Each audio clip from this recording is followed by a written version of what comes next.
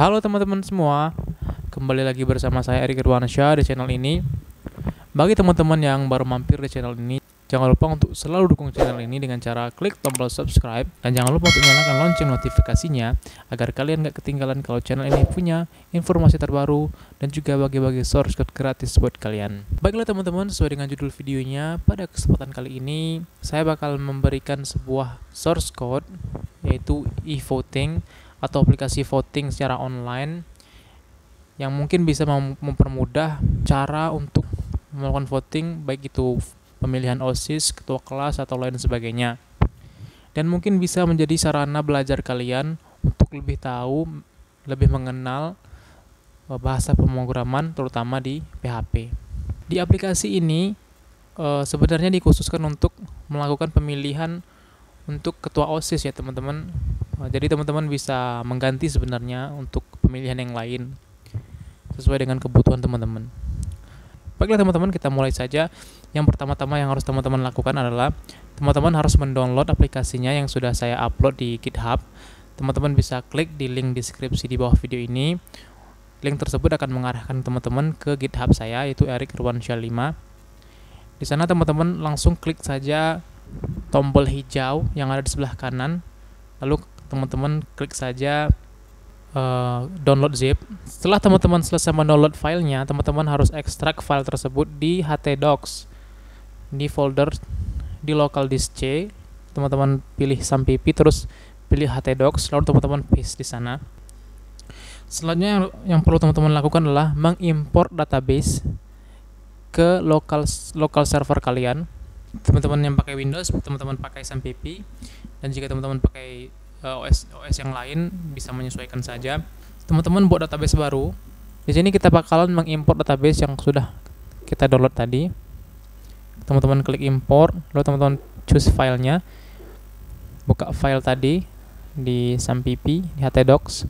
Teman-teman pilih yang e_food.skl. Otomatis terupload di sana, teman-teman klik saja go. Selanjutnya teman-teman buka folder yang teman-teman download tadi, yang sudah teman-teman pindahkan di local disk C di local server kalian, itu di kode editor teman-teman. Saya di sini menggunakan Visual Studio Code. Teman-teman bisa klik open folder, lalu teman-teman pilih yang e-vote tadi. Kita buka dulu file connectionnya, itu di folder include. Kita cek terlebih dahulu koneksinya apakah sudah betul, alamat DB-nya sudah betul teman-teman. Selanjutnya kita bisa kunjungi saja aplikasinya, itu localhost e-vote. Di sini sudah tampil halaman pemilihan. Jadi ini halaman pemilihan teman-teman, bukan halaman administrator. Halaman administrator tersembunyi di halaman yang lain, yang mana teman-teman bisa menggunakan halaman administrasi itu untuk menambahkan data kandidat dan juga menambahkan data pemilih. Dari database default yang sudah kita import tadi, itu sudah ada data dummy-nya, ada 2.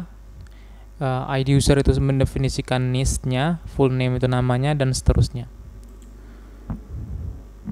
Sekarang kita belum bisa memilih karena kita belum menambahkan kandidatnya teman-teman. Kita tambahkan dulu kandidatnya dengan memasuki form admin. Teman-teman buka form admin, kita lihat terlebih dahulu codingannya di sini menggunakan password hash. Jadi teman-teman tidak bisa melihat secara jelas apa passwordnya, tapi passwordnya itu adalah admin. Dan inilah halaman administrator yang bisa teman-teman gunakan untuk melakukan penambahan user, penambahan data kandidat, dan lain sebagainya. Di sini kita bisa menambahkan user atau menambahkan siswa sebagai pemilih dari kandidat-kandidat yang bakal kita masukkan. Kita coba tambahkan. Lalu di manajemen kandidat itu tempat di mana kita bisa melakukan penambahan data kandidat, bisa itu kandidat ketua OSIS atau ketua kelas. Dan kandidat ini dibuat per periode. Jika teman-teman berada di tahun 2020 saat teman-teman melihat video ini, maka periode akan otomatis terseleksi di periode 2020-2021. Maksudnya itu periode penjabatan dari kandidat-kandidat yang terpilih nantinya. Misalkan seperti ini di periode 2016-2017 ada 3 kandidat, terus di periode-periode yang lain belum ada. Kita tambahkan saja. Jika teman-teman mengklik tambah kandidat, maka itu akan otomatis menambahkan kandidat di tahun yang sekarang. Nah, misalkan contohnya seperti di sana itu John Doe. Teman-teman bisa menguploadkan fotonya juga. Terus teman-teman bisa masukkan visi dan misinya. Kita masukkan contoh saja ini.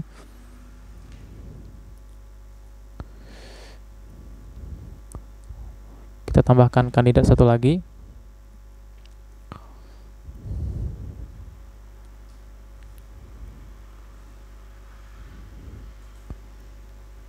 Visi misinya kita buat sama saja.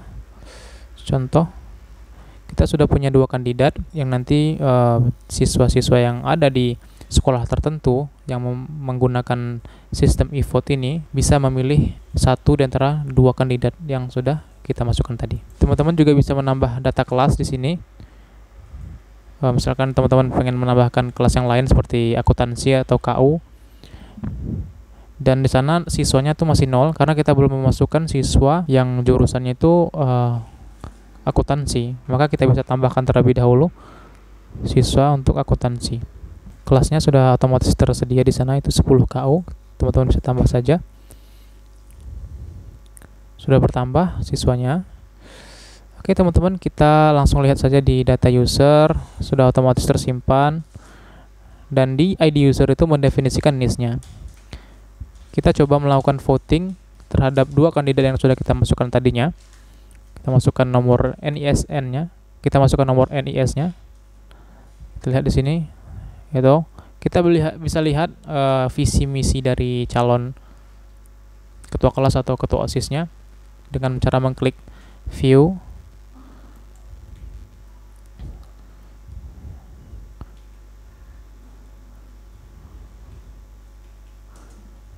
Dan kita bisa melakukan pemilihan dengan cara mengklik tombol yang berwarna hijau untuk memberi suara kita, tergantung siapa kandidat yang kita pilih.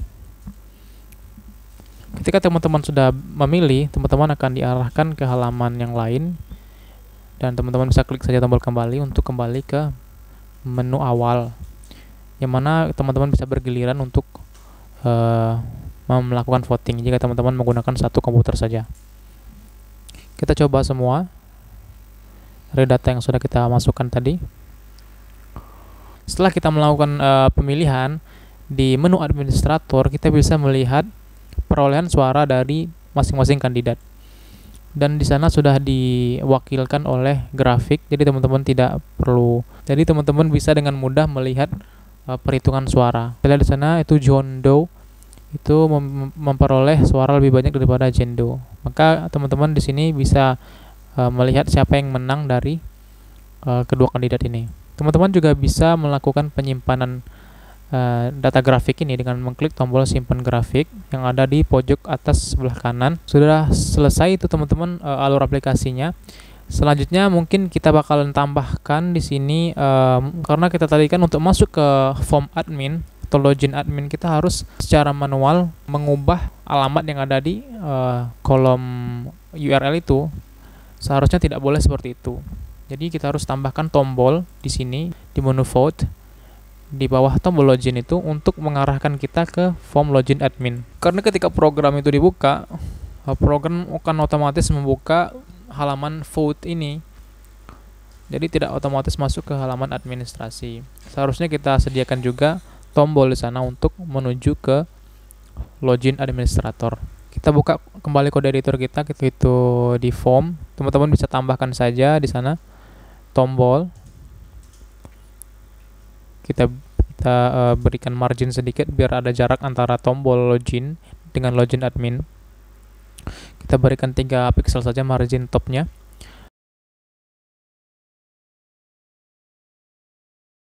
Lalu kita tambahkan di sana itu link atau href yang nanti mengarah ke administrator.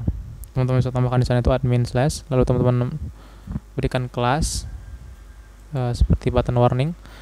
Lalu teman-teman coba Dan sudah muncul tombolnya teman-teman, itu tombol login administrasi. Jika teman-teman klik, langsung akan diarahkan ke halaman login administrasi, yang mana sedikit mempermudah kita untuk